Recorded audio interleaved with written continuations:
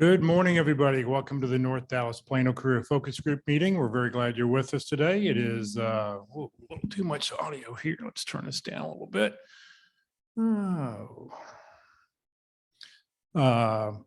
It is July 1st. We're halfway through the year, July 1st, 2022. Thank you for being with us this morning. Our agenda this morning, we'll start out with success stories. We'll then let everybody do their 30-second introductions. We will then go to committee reports, and then we will have our main event, which today happens to be open forum. For those people on Zoom, if you have any questions or if you'd like any comments, you're welcome to open up the Zoom chat window and you can put your comments there. For those watching on Facebook, just put any questions you have into the comment field and we'll get those questions answered for you. Please note this event is being recorded and is currently live on Facebook. The recording will be on the Career DFW Facebook page and the Career USA YouTube channel for others to view in the future. By participating in this event, you give consent for your name and picture to appear. Please note that any comments you put in the Zoom chat window will not appear in the recording. Well, good morning, everybody. My name is Jeff Morris. Since 2007, I've been facilitating and leading the North Dallas Plano Career Focus Group. The group's been around since the late 1990s. I took it over in 2007. In 2008, I started a website called careerdfw.org, a website to help those who are unemployed in the Dallas-Fort Worth area. In 2012, I started a second website, careerusa.org, to help those around the United States.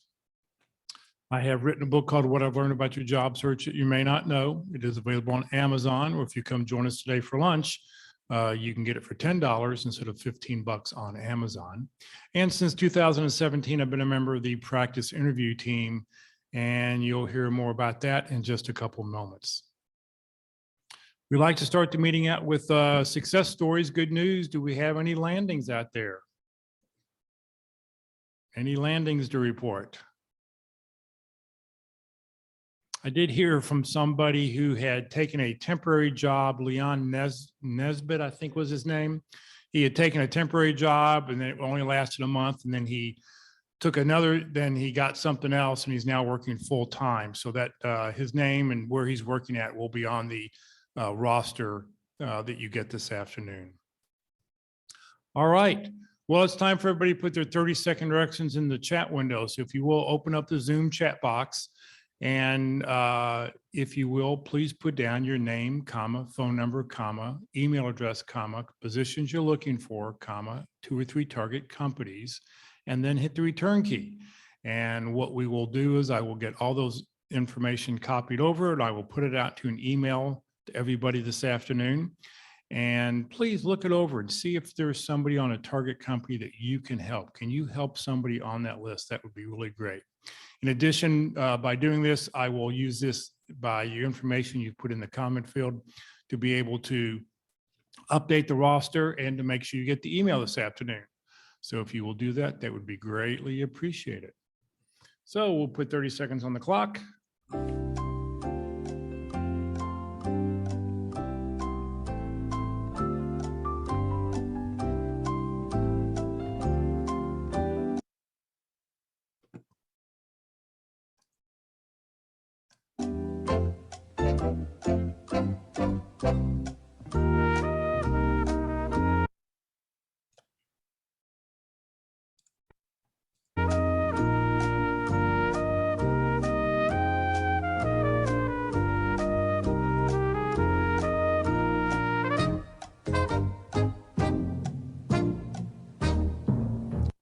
All right, you have plenty of time. Keep putting that in as you have an opportunity, and we will get all those. I'm just moving a couple screens around here, and every time I went to move something, that's when the audio stopped. Sorry about that. Okay, just as a reminder, if you're trying to find job fairs, career special events that are happening, free workshops that are going on, check out the calendars on careerdfw.org, totally free website. All the objects in pink are job fairs. The objects that are in gold are the special workshops that are going on. Webinars are in purple. The networking groups that are meeting in person are now back in blue again. So check out the calendar. A lot of great information out there to help you if you live in the Dallas-Fort Worth area. And the two free websites, CareerDFW, CareerUSA.org, both totally free, just here to help you. If you know somebody who just lost their job, I know I've seen here in the paper the past week, a mortgage company laid off 400 people and some other things. So if you know somebody who just lost their job, they're not sure what to do, tell them about the two free websites that are out there to help them. All righty, it's time to hear about the practice interview team. Good morning, Mark.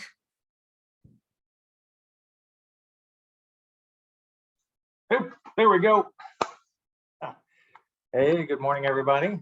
So the practice interview team is going to be working. We're next week, except for Monday, we're going to take Monday off. And so what the practice interview team is all about is we give you a chance to have a very customized and personalized interview experience. And so that means that you pick out a job description and send in your resume. And I have a group of volunteers who have all been hiring managers, and they've also all been through job transition. As a matter of fact, most of them are currently in job transition, just like you. So we'll take a look at that information and get prepared with our questions, and then give you a chance to convince us that you are the right person for that position. And you can do that even if you don't have a job lined up. Our motto is practice early and practice often. Practice early part means practice early in your job search. You don't even have to have been contacted by a recruiter or made an application. Just pick out a job description that looks good to you and send that in, and you'll get a chance to convince a group of hiring managers that you're the right person for that job. So pick out something that would be very interesting to you. It doesn't have to be something you'd really consider. It might be, in a different part of the country that you're not going to move to. But the point is you want to practice telling your story, asking questions during the interview, dealing with difficult questions like, why did you leave your last job? Or what are your salary requirements? So those are all things you'll get to practice during the PIT crew. You'll get a recording as well. We do this on Zoom. So there's a video recording that you can study afterwards. And after the interview is over, which takes about 45 minutes, there'll be 15 to 20 minutes of discussion about your interview, about interviewing in general, but also specifically about your interview and the job description that you've sent in. So that's how the PIT crew works. We do PIT crew interviews different times of the day and different days of the week. So there's only kind of one major restriction is we don't do any practice interviews on Wednesday, except for the one that we'll do for Interview Wednesday webinar. So Wednesday, 1 o'clock is a fixed time slot, and that's also broadcast so people can observe the practice interview, which is the way we used to do all the interviews before COVID came along. And then Monday, Tuesday, Thursday, or Friday are available, pretty flexible times. So when you send in your information, include when you'd be available in +2 business days and +3 business days. It takes a little bit of time to get everybody's schedule aligned. So that's the two-way interview offering from the PIT crew. You send that in to dallaspitcrew@gmail.com. All correspondence with the PIT crew goes through that Gmail address. The PIT crew also has a one-way video interview offering. It's very straightforward. I give you the questions in advance. There's only 4 questions. My goal is to get you familiar with working with these tools because it is awkward. So take advantage of this. You make your request. I'll send you some information to study up on how the tool works and what the 4 questions are. And then when you're ready, you just send me an email, say I'm ready to practice, and I activate the tool by putting your email information in the tool, and then you get it automatically contacted. You engage the tool, you record your answers, and then I get a response after that, and then I can forward you the link to your practice interview. And if after you look at it, you think you can do better, then you can send me another request, and we'll set up another link. You can practice as many times as you'd like. As a matter of fact, any interview experience that you'd like from the PIT crew, you can practice as many times as you like. We encourage you to practice early and practice often. You'll get better every time. It'll build your confidence, shorten your job search.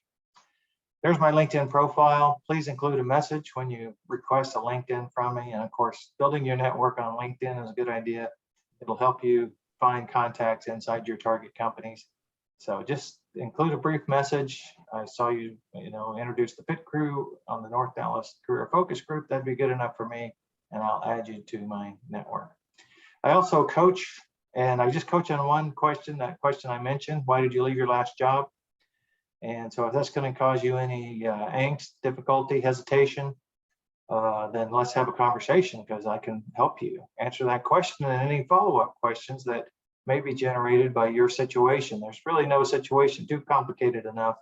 I've got a lot of experience doing this now. So we'll draw upon that experience and help you out. Just reach out to me at dallaspitcrew@gmail.com, and we'll schedule a session where we can talk. And I guess the last thing I want to mention is I'm always looking for new volunteers for the pit crew. They are in job search, they land just like you will. And so I need to keep a pretty big roster, and I'm down a little bit. So if you've been a hiring manager, that's the only prerequisite. It doesn't matter what industry. Then consider volunteering your time to help others during job transition. You'll get a lot out of it as well. Just reach out to me and I'll get you set up to be a member of the pit crew. Thanks. Mark, thank you very much. All right, it's time to hear from Walt Glass about the Interview Success Workshop. Well, good morning, everyone. And what do I do with interviewing? Well, it's not quite the same as what the pit crew does, which I hardly recommend. I really think that a practice interview with a panel in a mock situation is very advantageous in our learning. But I'm looking at it from a little bit different perspective, and I'm saying, just what is it that companies are buying and how do we sell to that? So everyone agrees that the interview is in a selling presentation. So what are they buying? And so in 1999, when I flunked an interview pretty badly, when the person asked me, what can I do for them? I didn't have any idea. So I built a model called the I am, I do, I help. So we want to sell who we are, what we do, and combining those, how we can be of value to them in that particular role. So I cover the basic categories of questions. We go back to the fundamentals. We look and say, what are the approaches? What are the strategies? What are our options? Responses to questions always depend on the question, who's asking and where you are in the process. So we can't just say, this is how you always answer something. It has some dependencies. That's how we figure that out. If you look me up on LinkedIn, it'll give you details about the workshop in my About section. So what you have to do basically is just send me an email to my Yahoo email address and say, I'd like to register. It is a free workshop.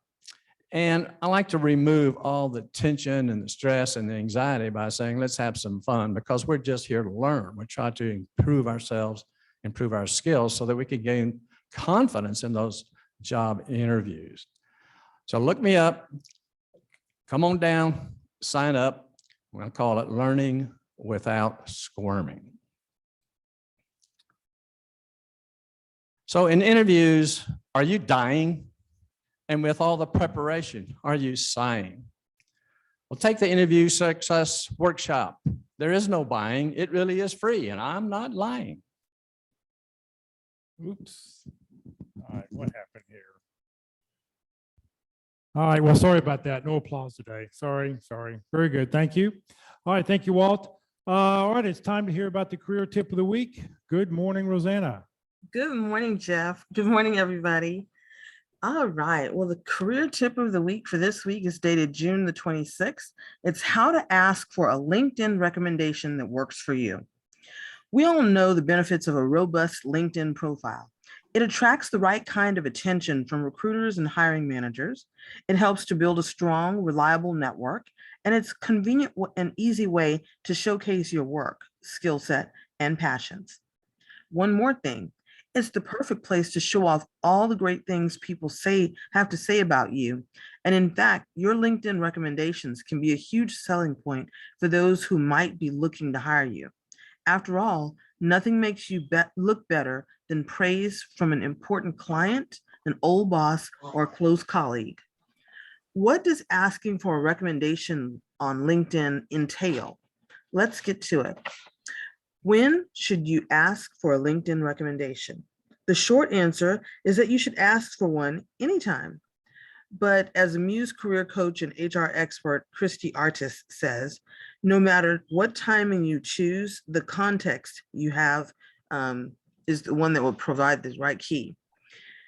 So if you truly are on top of it, you can ask for recommendations throughout the year. For example, let's just say you've finished a big successful project with coworkers and clients. You can ask for a recommendation then. Provide them context that you're always collecting feedback and would greatly appreciate theirs via a LinkedIn recommendation. That said, it's not always easy to be on top of this. So she recommends taking advantage of key check-in and feedback points. For example, your next review cycle to request a recommendation. Many people also tend to reach out for recommendations when they're about to leave a job. If that's the case, it's best to ask right away while you're still fresh in people's minds, and it's easier to get a review when it's easier for people to write one. Finally, she warns, take into consideration what asking for a recommendation may look like to an outside party. When it's out of the blue, it can make people think you're getting ready to leave, so be cautious. Consider who you requested from and when, and consider who you requested from and when, and don't forget to provide context. This includes but is not limited to senior leaders you've worked with or worked for who are familiar with your work that you've done, or your current and previous managers, and then immediate team members and clients. Those are great people to ask. This will give anyone reading your recommendations a well-rounded view of how you show up with different audiences and the ability to see you have senior level advocates. Of course, you want this person to be able to give you a glowing review, but you also want them to be able to speak to specific things you've done your particular work ethic and passions. A short and vague response is almost as useless as having no recommendation. So be sure you can trust them to be thorough and thoughtful. So how do you make an ask? Be courteous and professional, make it super easy for them to say yes, and pay it forward. You can acknowledge that you recognize that they're busy and offer to write a draft that they can edit or ignore it all. You can also offer to provide a recommendation in return and ask for specific things they'd like to include in your recommendation to them. Here's a template to help you write an amazing LinkedIn recommendation. And when you go to write your email to this person, give them context about what you're looking for within the recommendation. For example, you are switching jobs from a financial analyst to a project manager. Well, then ask for specific feedback around skills required for a project manager. What does this all look like? Here are a couple of email templates you can try, and there are 2 email templates in this article. If you're connected via LinkedIn, you can make it super easy for that person by using the Ask to be Recommended button at the bottom of your profile, and copy and paste these templates into your notes. So email template number 1, if you're asking someone you currently work with, then you want to say, hi name, I hope you're having a great week. I want to let you know how much I enjoyed working with you, as well as how much I value your insights and feedback. I've especially enjoyed collaborating with you on, name the project that you worked on together. And then I have a small request for you. I aim to keep my LinkedIn profile updated to provide an accurate picture of my skills and experiences. With that in mind, I'd love it if you could write a LinkedIn recommendation that highlights my skills in area number 1 and area number 2. I'd be happy to write you a recommendation in return. Just let me know if there's something specific you'd like me to call attention to. Would you feel comfortable writing a recommendation of this kind for me? Of course, no pressure either way. All the best, and your name. That's template number 1. So template number 2, if you're asking someone you used to work with. So hi name, I hope all is well with you. Basically add some small talk. I'm touching base to make a small request of you. I'm currently job searching or looking to move from my current role in X into Y and want to keep my LinkedIn profile up to date for recruiters. I really enjoyed working with you at Company X, and I especially appreciate your feedback, advice, or experience that you got from working with them. As a result, I thought you'd be a great fit to write a short LinkedIn recommendation highlighting my skills in area number 1 and area number 2. If you're willing, I'm happy to send over additional information to make writing one easier for you. Also, I'm more than happy to return the favor and write you a recommendation. Just let me know if there's something specific you'd like me to emphasize. Would you feel comfortable writing a recommendation of this kind for me? Of course, no pressure either way. Let's catch up soon in your name. So see, making the ask isn't all that difficult. All it takes is one short email to ask a professional contact for a recommendation, and you're well on your way to crafting a LinkedIn profile that truly speaks to your expertise and reputation. That was the career tip of the week, dated June the 26th, how to ask for a LinkedIn recommendation. Have a great and fun and safe holiday weekend. Rosanna, thank you very, very much. All right, today, if you'd like to join us for lunch, a traditional pre-July 4th meal would be pizza. So if you'd like to come join us today at Mama's Pizza, we'll be there at 11:45 a.m. It's on Parker, half block west from Custard. They have a pizza buffet, pasta, salad bar, and of course, the favorite of the hot cinnamon rolls. So please, if you'd like to come join us today at 11:45 a.m. All right, just a quick reminder, careerdfw.org and the North Dallas Plano Career Focus Group are two different organizations. Careerdfw.org is a 501c3 nonprofit I started back in 2008 to help the unemployed in the Dallas-Fort Worth area, and now helping people around the United States. And the North Dallas Plano Career Focus Group are a bunch of great people who used to get together on Friday mornings in person, and hopefully you all will start coming back in person and joining us here. But there are two different organizations. The only common thread is that I happen to lead both.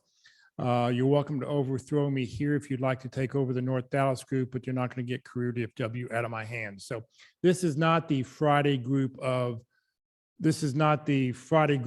Career DFW. We're just a different organization. I just want people to understand that. All right, in just a couple moments, we'll go to open forum, which is what we do on the first Friday of every month. So I'm sure hopefully you have questions about your job search. You've been saving them up for the last couple of weeks, and we'll give you an opportunity to ask that. We'd love to see your smiling face. So when we do this, if you would, turn on your camera so we can see what you look like, and we'd really appreciate it that way. You know, it makes it a little bit more personable for those people that are here and those people that are online attending. We can see who you are. So it's time for the main event. I'm going to stop my share here. I'm going to go to gallery view so we can see everybody who's out there. So it's wide open. So if you've got a question, please unmute your mic, ask away. For those watching on Facebook, if you happen to have a question, you're welcome to put it in the comment field and we'll get that question answered for you. So what can we answer for somebody? Jeff, I'll start us off today. My question is with regards to LinkedIn. And first of all, earlier this week, you were very helpful to me in running a scan of my profile to understand how I came up in search results, whether my keywords were putting me where I hoped I would be. And the results were very kind of eye-opening and I think helpful for me to go back and do some further refinement. So thank you for doing that. My question is related to the choice of keywords. And what I am seeing out there is that some people use short-term keywords or short-tail keywords, I should say, and other people use long-tail keywords.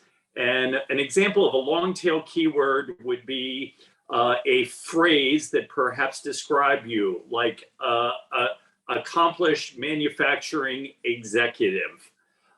versus a short tail would be simply marketing manager or manufacturing manager. And so my question is, has anybody experimented with long tail versus short tail to understand results, differences, and success? Well, I think the key here is it's a keyword match. So I think that adding the action verb in front of the very first thing isn't going to affect the where you show up in the results. All that does is that draws in the personal. I mean, that makes it more interesting for the person who's reading the profile. The action, the noun, manufacturing manager, marketing manager, whatever, that's the keyword, and that's what's going to show up throughout. Now, in Rusty's case, and I hope, Rusty, you don't mind me sharing this, that when I looked at Rusty's profile, he had the keywords that he wanted me to search for him were everything that he had listed underneath his name. So he had several different keywords listed there.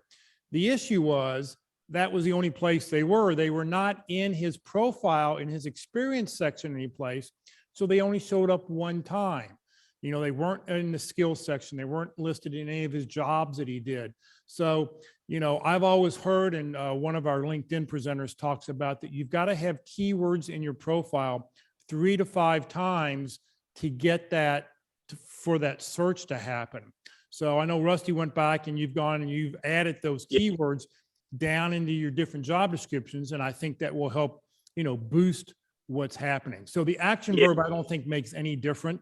That draws the human into wanting to read the sentence more than, the computer is just going to look at the keywords.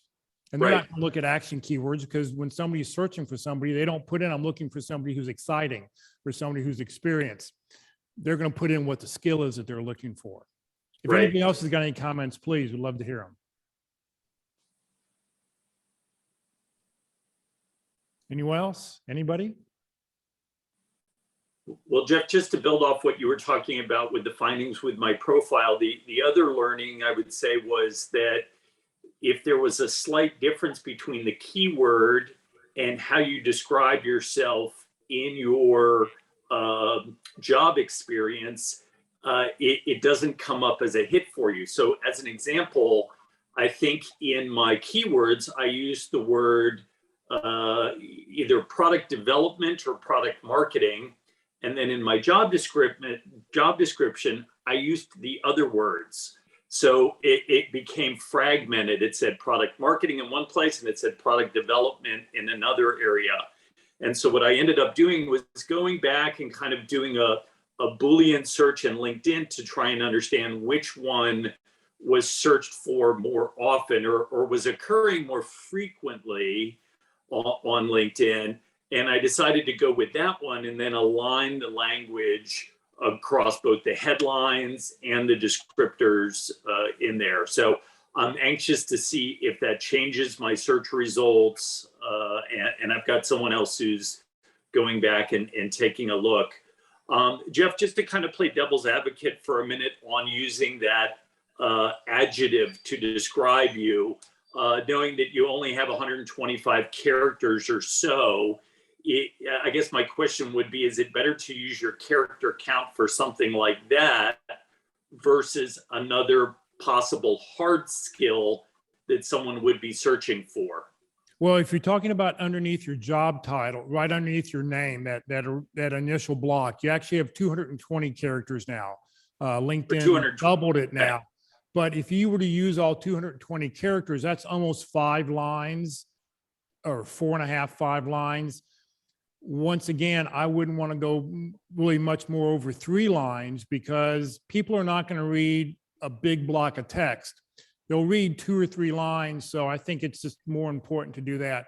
I still think that starting out with some kind of strong action verb is really important, because I think that when the human's looking at things, that one word isn't going to, that 10 or 15 characters out of the other 2.5, 3 lines won't make that big a difference. Okay. All right. Thanks for the feedback. And Appreciate it. that's my opinion. Like I said, you've got to get comfortable and you have to try it. I guess the thing is, you try it, and if you don't get any results, maybe, you take it away and you see, do I get more results when I take it away? This is sort of a hit or miss kind of thing. Gotcha. And I mean, that's the great thing, of course, is you can experiment and you can try changing it and leave it up for 3 weeks and see if it makes any kind of difference, and your search results or your engagement, and then you can always change it back again. Right.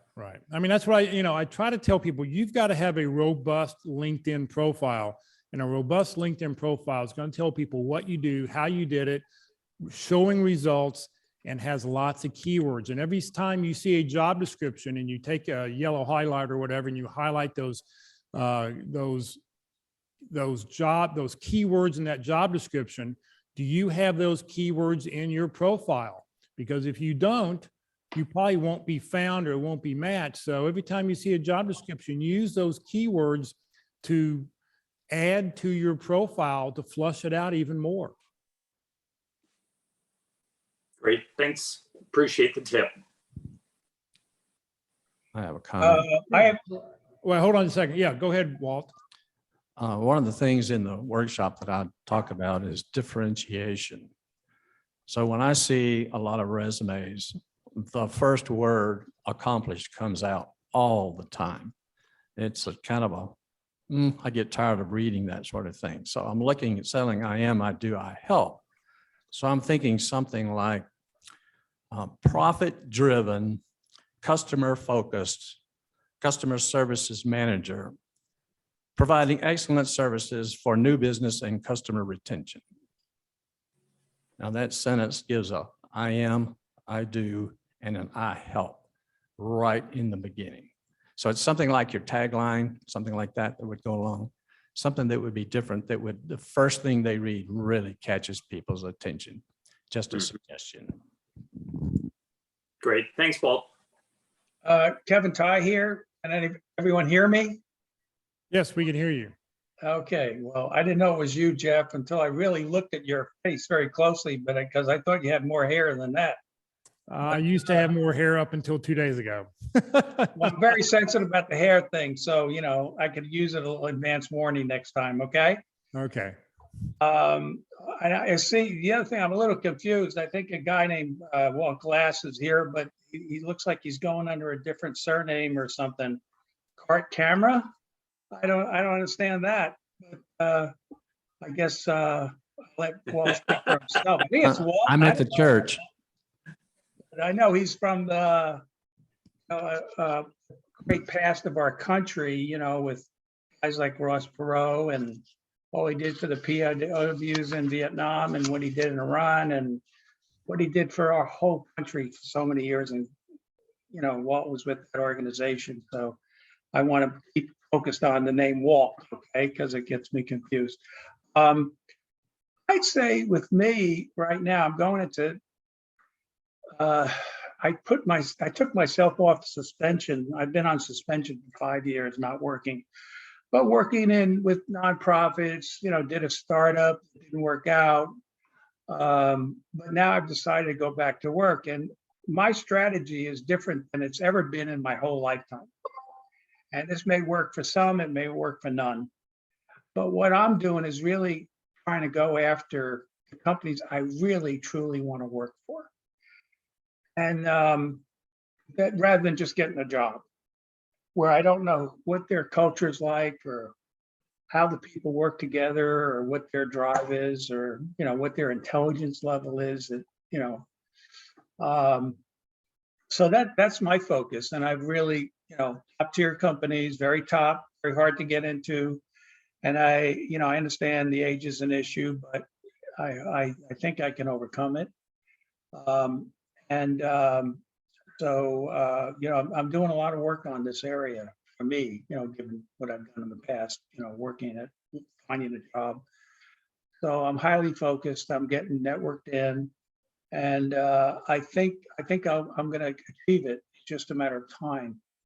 And I think I'll reach out to Walt and Mark to get tuned up. So I appreciate all the help you guys have given me and Jeff, making this a great platform to help people when, where they can tune up what they're doing and getting after, what they want to do. So I have several things in the hopper. I had 2 interviews last week. Neither one worked out. One I rejected after I had the interview. It's really, from my experience with interviewing the last 2, one is I didn't want to work with this hiring manager, and the second one, the team had a panel, and the panel wasn't, I guess the people, I just would be so different than them, in terms of what they bring to the party, that it wouldn't be a good workplace for me. So anyway, I'm learning. That's my speech. Thank you. Thank you, Kevin. What else can we answer for somebody? I'm sure you've got questions about your job search. Something you've seen, something you've heard, something you don't agree with.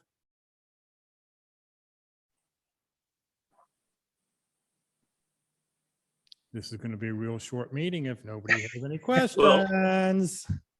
Go ahead, Rusty. Yeah, Jeff, I've got one more. So recently I was interviewing for a CMO position, and as the headhunter was walking me through the process of how the interviewing would be progressing, one of the stages was possibly a case interview. And so I wanted to ask, and maybe this is something that Mark will have some information on, are there any resources to understand best practice for approaching a case interview? And by case interview, are you talking about where you have to prepare something? Is that what you're talking about? Two possible scenarios, and they didn't clarify whether it would be pre-prepared or whether you would go in and be asked to react to a scenario.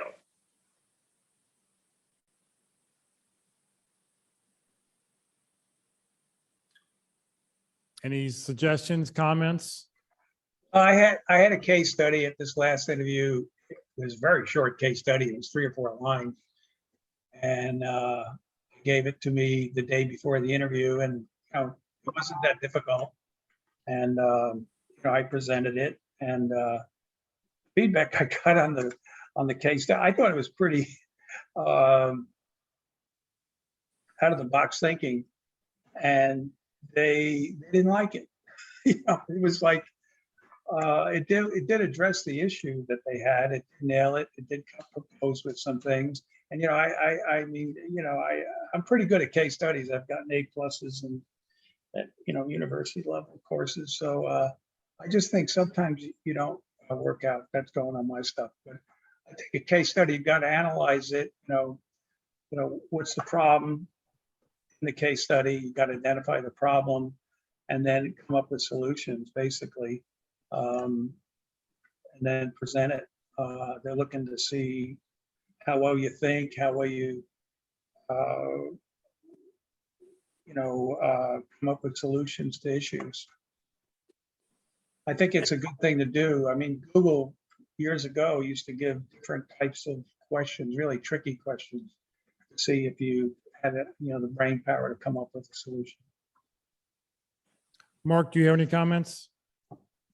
Well, I do not know of any particular resources available. And of course, the case study style of interview is designed to engage your thinking process. So if you wanted to prepare, I don't know how you would do that.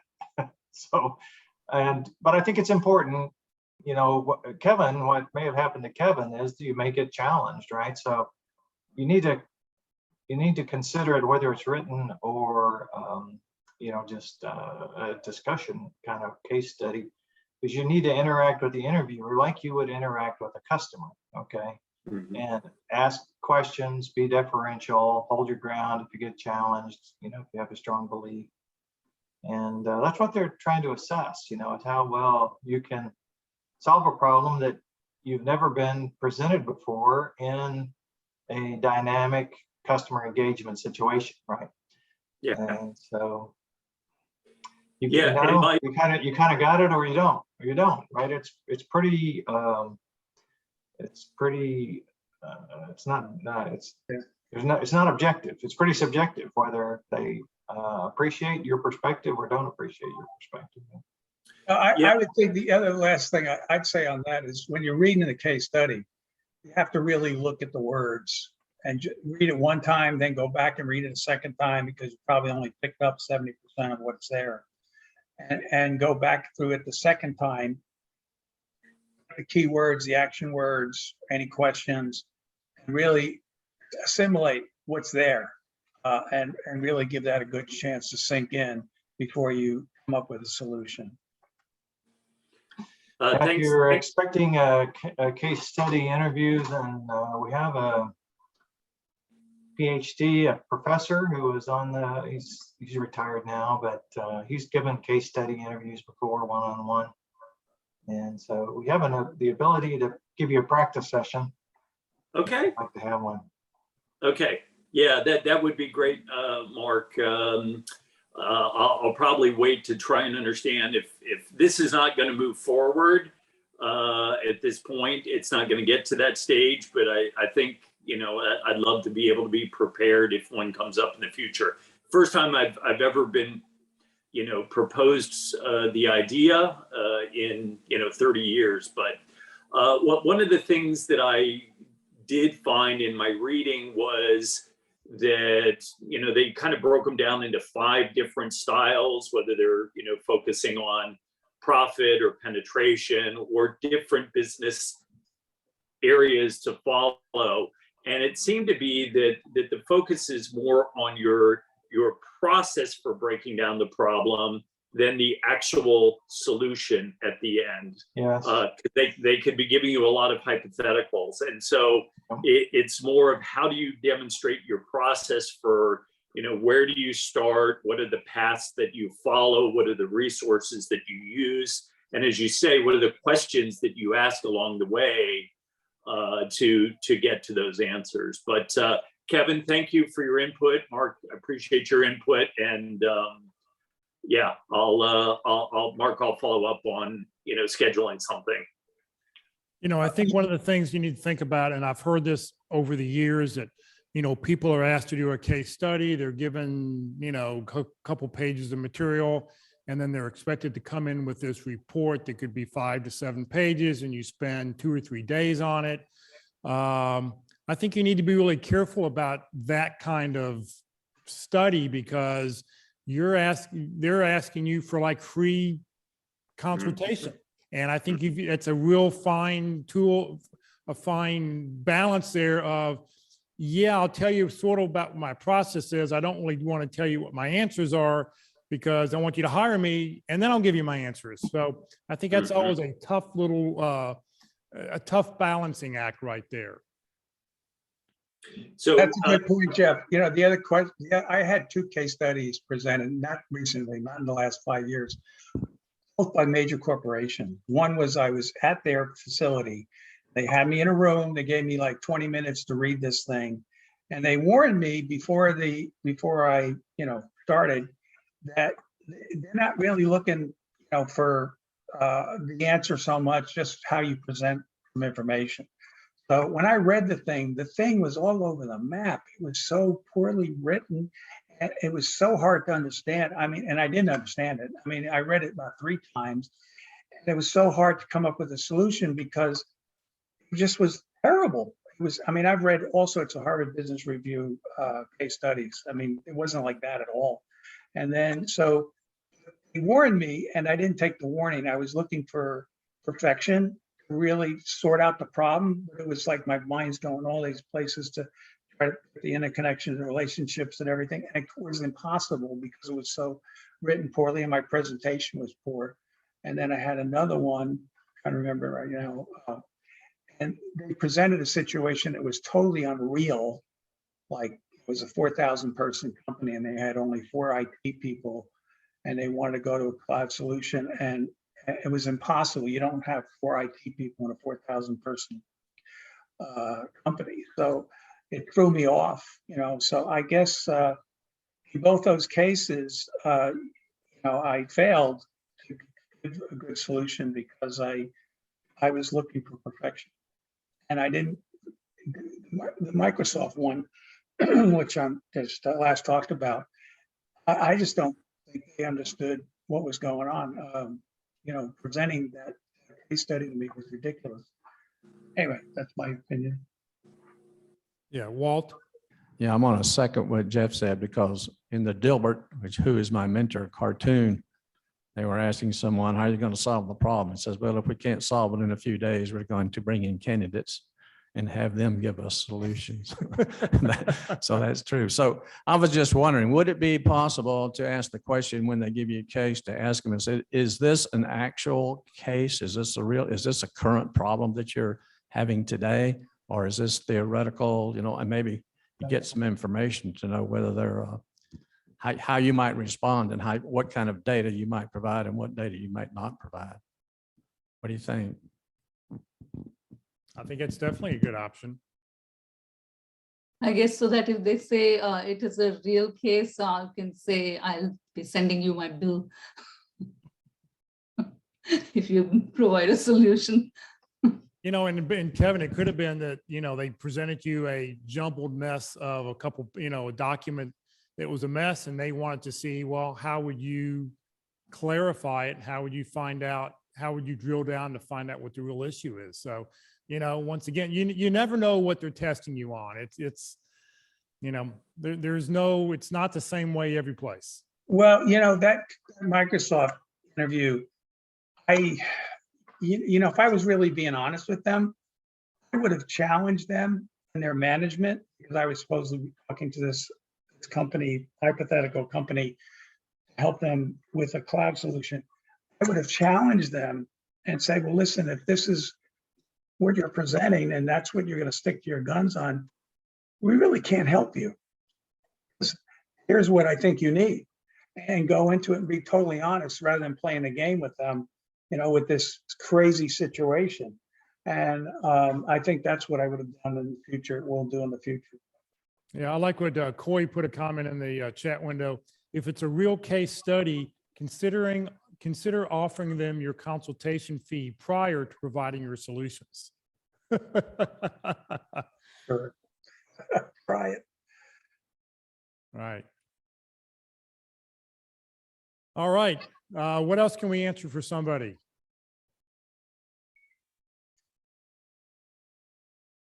Have we solved Yeah, I had a question. Yeah, go ahead. Yeah, Mr. Tai, I remembered you, I guess, last week and wondered where you had disappeared and wondered what happened.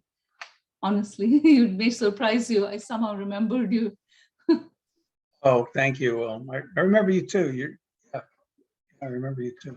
Okay, yeah. Yeah, you escaped from the Northeast or something like that, I guess you'd said. Yeah, I'm in Florida right now, Sarasota, Florida. Yeah. But I Yeah, don't so- live in Florida, and I Yeah, want I was wondering if there's some kind of protocol in this situation. If you see that someone has been viewing your LinkedIn profile, are you supposed to respond in a certain way, and will that change depending on whether the person looks like they are in position to hire you, or if they're a hiring authority? Because out of the blue, sometimes I see someone would have looked up my LinkedIn profile. Like, Okay, you see where did somebody's that come looking at your from? LinkedIn profile and you don't know what to do. Should you reach back out to them? What should you do? Suggestions from anybody? What would you? Yeah, am I supposed to, or just make a note of it? Does it mean something? Oh, by the way, I'm interested. You need to read. I don't know what it means. Well, I mean, they may be doing searches and your name just shows up. I guess unless I personally, no one addresses me directly, I don't bother with them.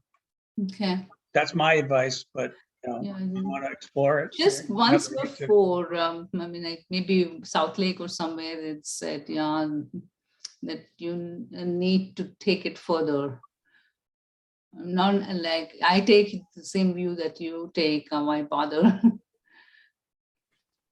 But Well, my question is what's the harm? why not? What's the worst that can happen? I mean, it's like nothing. But No, if no, you I mean, sent out a note that said, I saw that you viewed my profile, was there something that interested you, or is there some way that I may be able to help you? And send that on. yeah, only problem is we can't send those messages on LinkedIn anymore unless they are open networker or whatever you call it. And I won't just call send us LinkedIn connection request just to be able to send them a message. I don't want to do that. Well, if you find, I know somebody who, had the same issue. What decided is whenever they saw somebody looking at their profile, they would just call the person up, find the phone number, call the person up, try to have try to have a phone call, say, oh, I want to reach out. I'm really interested in, whatever. Was it a friend? Was it a colleague you used to work with? If it was a recruiter, I'm really interested in, some possible positions, company. Can you tell me what it's like to work in a company? Don't ever tell them that you saw that you were looking at that. Don't ever tell them that, you saw them looking at your profile. You reach out to them with something else, and some people are going to go, ooh, voodoo. Ooh, this is meant to be, because we're mind melting together here. So, I know that was really effective for this other person. If they saw somebody was looking at, just reach out to them, because they may not even realize that they're being seen, and it's just like, some don't, okay.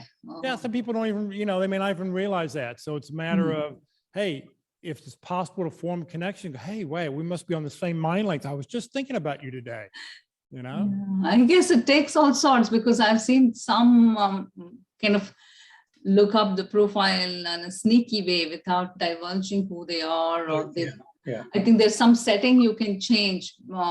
Yes. I hear you can change your setting for that.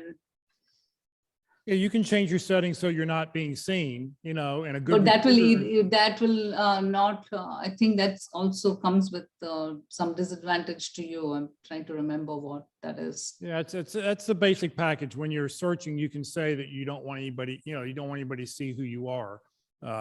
And a good recruiter is going to do it that way.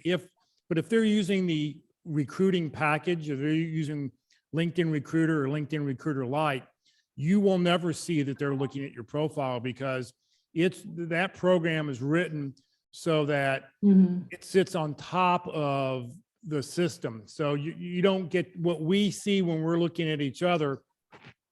LinkedIn's doing it. They're just attacking from the top, and you never get to see who looked at your profile if they're using the recruiter package or recruiter Lite.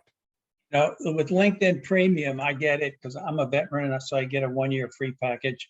It's about $25 a month, but you can contact many more people. I don't know exactly what the rules are, but you can at least send them a message. I think even up to 3rd degree, or it might be even more. I don't know exactly, but you have a lot more freedom to contact people. And the other advantage you have, if I'm not selling it, I don't get a commission. They have a learning channel, and they offer a lot of free certification. And I just got a certification in Jira because I thought, applying to some of these software companies like Google and so forth, it might come in handy to show that I know something. So that's another thing to expand your network a little bit, is pay for that. You can do 1 month at a time. You don't have to do a full year, I believe. So if you and see if it's worthwhile, if you're trying it. I think they give you 30 days free on a LinkedIn Premium, so you can get access to more people and respond to people and see if it's worth it for you. And don't forget too, that if you're not connected to that other person, see what groups they're part of. Join their group, because if you join their group, within a couple of days, you'll then able to contact that person directly. I had somebody who joined the Career DFW group, and I tried to connect with them, and I couldn't. I saw that they were looking. I couldn't do a direct connection because I didn't have their email address. But once they joined the group, I was then able to message that person going, I'd love to connect with you. Would you, send me a connection request? So, it's a great way to be able to communicate. Just, look at the groups that they're in and join that, because you can join up to 50 groups. So, you know, you use those last 10 groups to cycle in and out of people you need to try to connect with.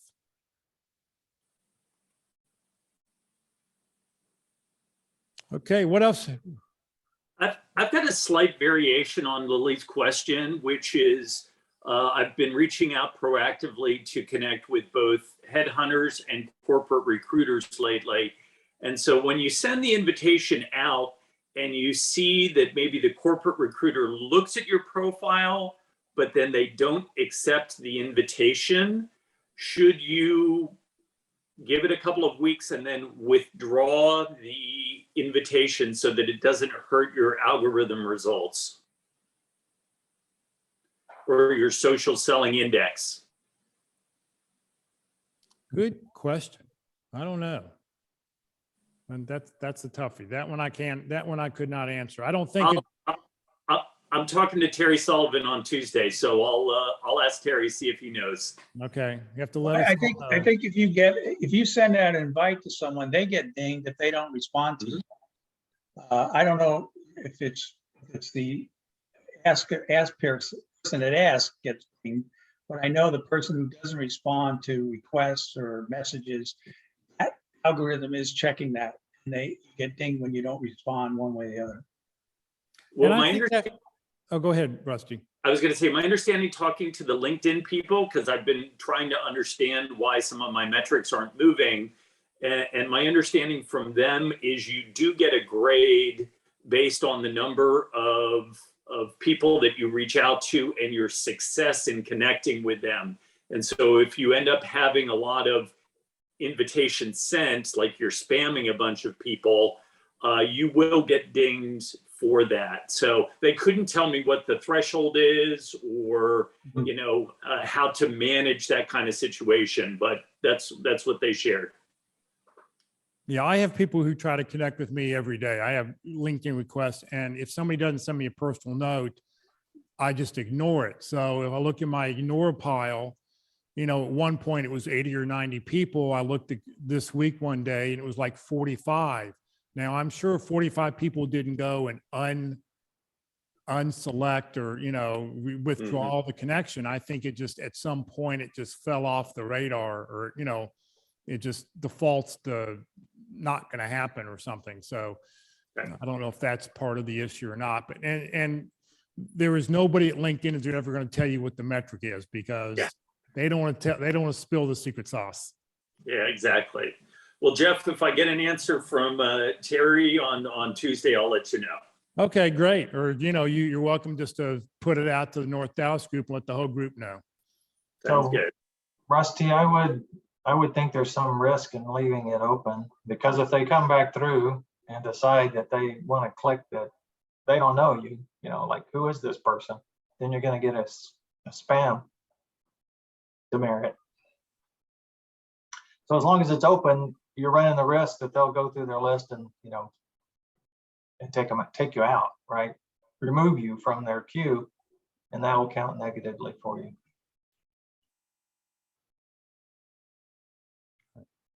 Good question. Good question.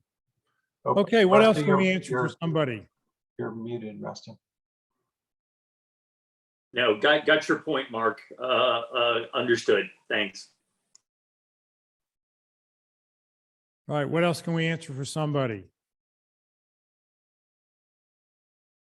It's too early to go to lunch, so I'm going to make. I have a question. I have a question. Okay, Kevin. And it's kind of, I'm glad I'm able to speak up today. Here, for example, I'm interested in working at Google, and Google is huge, right? 100,000, maybe 50,000 employees, whatever. A lot of departments, a lot of this, a lot of that. I have a diverse experience, and I have someone that's going to look at my stuff, resume. I'm asking them, what do they think? You know, given the competitive situation to get in there and my background, where am I best recommended, advised, focus my attention on? And that's even true with other companies. You know, speaking to someone understands the company, on different levels, or why has the wide vision of the company and understands the culture enough to help you, advise you on where you would be more appreciated or more valued. And that's one of the things that I'm working on now. And if anyone has any thoughts on that, please let me know. So what's the question? I think I missed the question. I want to focus where I can get the best yield in like the job and not focus on areas that are my experience is tangential or not that important or seen as not important. They don't, they don't see it. So I want to focus on areas that would be interested in interviewing me. And what's the question? I guess I Jeff. failed to hear the question there. You're telling me what you're looking for, but you're not telling me what you're trying to get our advice on. Okay, here's an example. I could be a client practice manager. I could be an engagement manager. I could be a program manager. I could be a sales manager. I could be a business development manager. I've done them all. And but given the breadth of my experience and what I present, where do they think I would be best focused to put my energy in, get and network and do all that stuff? Well, I think as I told my son this week, you're a grown up and you got to decide what it is you want to do when you grow up and then focus on that and go for it. I think asking a company, say, well, here are all my skills. I'm a jack of all trades, put me the best place you're going to be. You're never going to get a job that way. And Well, you can't expect them to do it. You've got to decide, this is what I want to do. And you have to go after that. well, eventually I do decide. I do make decisions on that. I'm not totally unbiased. I have certain things that I value that I did, and they keep coming up. But if you look at someone who has a unbiased opinion, looks at something, they're able to give you a much more unbiased answer. So that's what I'm looking for, unbiased answers rather than. You have to make a decision. I have to, without the advice or with the advice, make a decision. So my Yeah, question so- also, well, I'm sorry, Mike, just a second. My other question would be, you're focusing on a giant corporation. With all the skills that you have, I would think you'd be a lot more valuable to a smaller company because you could do more things. You could help them in ways that they may not even think about it. I know everybody thinks about, I need to go work for, Google, big giant, whatever, big giant company. What about, there's a lot more smaller companies out there who probably could use your skills, who you wouldn't even think about considering, but, you'd be able to come offer some valuable insight and be able to really help them out. I'm just saying it's something to consider. I wouldn't get myself hung up on just looking at Google. Michael, go ahead. So I have a similar dilemma. I'm a CPA, but my experience is all over the place. Different industries, different size companies, different project types.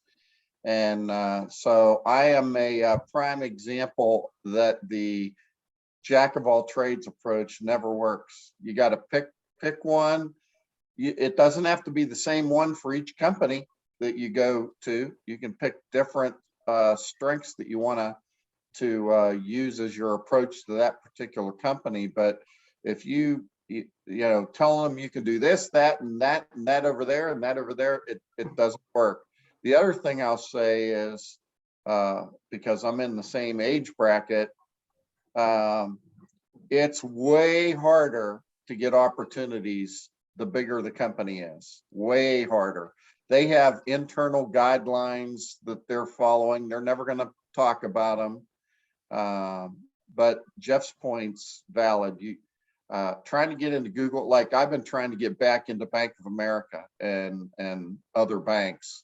They just don't even give you the time of day. I have some pretty strong connections in Bank of America, but they're not looking to hire the 60, 65 plus year old guy.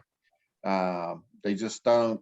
because they know more about how long it takes to get people up and productive and trained and all, and they don't want to spend that time, you know, with the possibility that you might retire in 2 years. It's not worth it for them to bring you on for 2 years. So, you know, and ageism is alive and well. You got to have strategies when you interview, especially on what you're going to talk about and how you're going to present it, because you don't make them know that they can see the energy in your interview. But I always talk about that I work out all the time, that I'm involved in, you know, non-for-profits, and, you know, very active, because, you know, they may not ask any questions you think are age directed, but back in the back room when they're making their decision, I guarantee you that's part of the discussion. So I brought up this concern a couple months ago, and I have been using the advice that Jeff gave me, kind of preempted and tell them in advance, you know, yeah, I'm here for the long haul. And my uncle worked until he was 86. I don't know, Jeff, if you remember that. And he said, yeah, and I'm going to break that record, kind of thing, you know, and there's longevity in my family, etc. I mean, almost every time I somehow bring that in. yeah, the other thing I would say is make sure they know, like I always make a big point of, I like doing what I do. I don't necessarily have a big hobby that I'm looking to go to. I'm not a golfer. I like doing the kind of work that I do. That's, you know, and that, and I enjoy doing it. Going to work isn't necessarily a job for me. It's when you're doing what you like to do. So. Steve, I understand what you're saying, and I think a lot of companies are exactly look at things like you are saying. I want to give you the exception. There are exceptions. AWS, I talked to them. And I talked about age. I was up front. You know, I'm 60 plus, and he says, "Don't worry about it." He says, "We have a guy in our department. It's 92, and he's one of our best workers in our whole company." And I talked to another company the other day. I showed 20 years experience, and they're they're fine.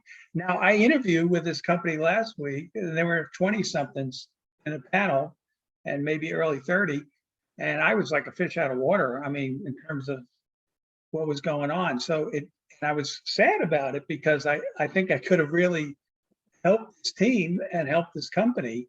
Like Jeff was saying, it wasn't a Google or anything. It wasn't a top tier company. It was maybe third or fourth, fifth tier, but it is what it is, you know? So, but I you know, and maybe those examples you are true and accurate. There are other companies that I found that are still very, very interested in you, no matter what your age is. Kevin, let me go back to Google. So is your objective Google in several areas would be acceptable? Is that what you're telling us? Yeah, I Google and some other companies, but yeah, Okay. there's several areas within Google that I'm Well, possible. then I would put you in the, I'm still trying to decide what I want to do area, right? And so I like to do it with Google. So now I'm looking at informational interviews with people in those different areas to see what their problems are and what you can do to solve them, how you can help them. And is that something that energizes you? So it's really, I'm looking for some advice. I'm looking to see what might be appropriate. So rather than go in there and say, oh, here's all the things I can do, just go in there and focus on that one. So focus on A, then B, then C, and then say, okay, what's going on? What's happening? Because in an interview, a successful interview is, have we done a good job of selling who we are, what we do, and how we can help them? And if we do that, that's it. Then it's up to them to make the decision. So we focus on that. That's all we can really do. We can't convince them that our age is great, that our wisdom is great. They said, gee, they fear that, you know, we can't take change very rapidly or very well. And they don't understand how much change we've been through over the years. So just don't even worry about that. Just focus on, this is the kind of person I am. This is how I can help you. This is what I do. It's what I love to do. And focus on that, and you don't worry about the rest. It's going to be a path of rejection. Yeah, thank you. That's great advice. Thank you. And I wouldn't take it personally. And you brought it home too, Kevin, with your AWS example, they have somebody who is in their 90s who they're very proud of because of the work that he does for that company. But other companies may have gone through the Great Resignation, where a lot of their elderly workforce has left them, abandoned them, if you will, and they might be still living with that mindset.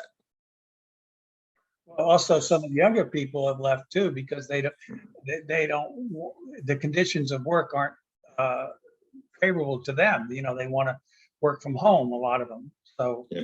But that doesn't apply to you. When you walk in, they're not looking at you as a potential younger worker. They're looking at you as a potential older worker. And how have they had to deal with older workers recently? true, but as Coy just mentioned, it's about what I present and how I present it and what the value I bring. And it's up to them, you know, if they want to say, oh yeah, but he's too old, but that's their decision. Just don't take it personally. Right, right. It's a societal thing that's going on. Cultural. Every time somebody says, don't take it personal, I take it personal. You're an EDS guy, come on. Well, Walt, I'm not going to direct that at you then. You don't want to get on Walt's bad side. Yeah, I'm quite surprised to hear that Bank of America may not be favoring older workers. I recently talked to a very high level, C-level executive from CrowdStrike. It's a leading company in cyber. And I've asked him for his honest opinion. He said, ageism isn't always going to be a factor. He says, at really good companies, it won't make a difference. That was his opinion. Yeah, I don't. And especially because I've decided to advertise my age by not coloring my hair anymore. I think I'm not going to do it. You know, I think if somebody has the right experience and you show the right enthusiasm and you don't act like you're 65, you don't come in with your walker and stuff like that. I mean, you tell people why it is you love the work and what you can do for them and find out what kind of problems are they having. That makes all the difference. Yeah, in fact, one recruiter, she said, how are you doing today? I said, well, I'm a happy camper. I just got my 37 minutes on the cardio machines a couple hours ago. I'm ready to go. Yeah. Yeah, Lily, I went through Mark's interview thing where you interview yourself. You know, they have 5 questions and I got to do that. Yeah. And I really was terrible the first time. I mean, it was, oh my God, you know. And so I learned from that. I watched and I changed, I corrected it, and I was coming out with full of energy. And I had an interview. I didn't get the job, by the way. And they brought 3 people in to interview, and I was one of the 3. And the first thing the guy said to me, he said, "You are the most positive, energetic person we had that I interviewed." And I think on that basis alone, he wanted to interview me. So I'm older, but I still have energy in me. I just have to bring it out. And that's a big characteristic. If you have an age issue with a company, if you think you're over 40 or 50 or whatever, you have to show a lot of energy. You have to show Compensate. If you don't, you're dead.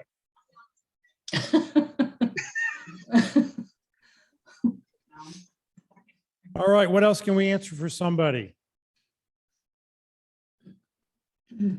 Question anybody's having? Who's your barber? Who's my barber? Her name is Milan. Oh, wow. That's an expensive haircut. I want a cheap one. No, mine was $25. That's it. Oh my God, why do I have as much hair as you? I paid 17. I really needed to go. I couldn't believe I had gone 7 weeks without getting a haircut. So I was way overdue. And I don't know. I think you're looking younger. I don't know. Yeah, well, yeah, because I cut off all the gray. There's less gray on the head now. So that's why that's better. I know. In the summertime, you got to keep it short. I think you lost weight too. I don't know. Yeah. All right, what else can we answer for somebody? Lily, connect with me on LinkedIn. I don't know if we're connected. I don't have your full name here. I just have Lily. You have my- I'll show up as Lily K. Yeah, you'll have everybody's contact information. If you haven't put your personal information in the chat window, please go through and do that. So that way we can get that updated. I'll put all that information into an email this afternoon. And that's a good point. Reach out to everybody else who's on the call today and everybody who puts their contact information in so you can connect with them on LinkedIn. Grow your LinkedIn connections. Let them know you met them here today or you saw them today on the call. And that will be a great way to, to expand your connections.